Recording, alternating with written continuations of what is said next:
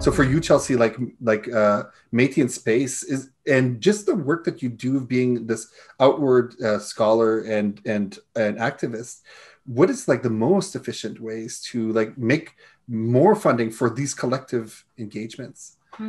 Yeah, I mean, so Métis in Space, the podcast doesn't get funding. We don't. It's our labor of love, and we don't we don't want to have any strings attached.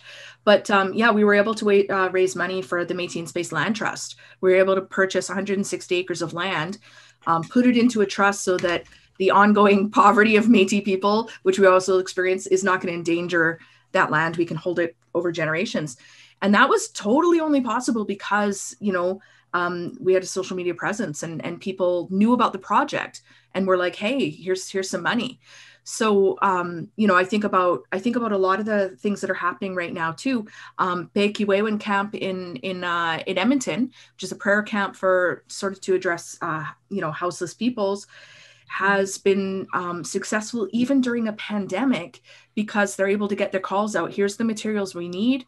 And that's the thing too, is these kinds of things now, because they're not being mediated by some outside organization, groups can come together for a time, you put the provisionality back into things, come together for a time as is needed, say, here's what we need to access our goals or whatever. People then have a really good idea of what they can do.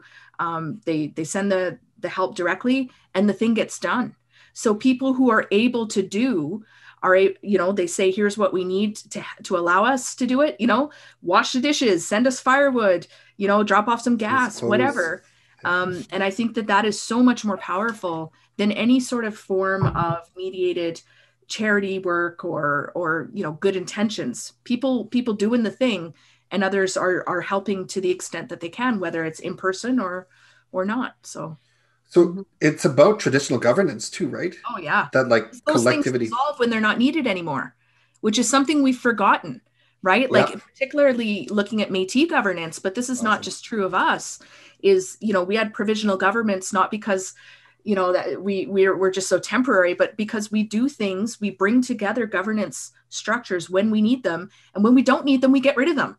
They don't need to like continue on, right? With no purpose.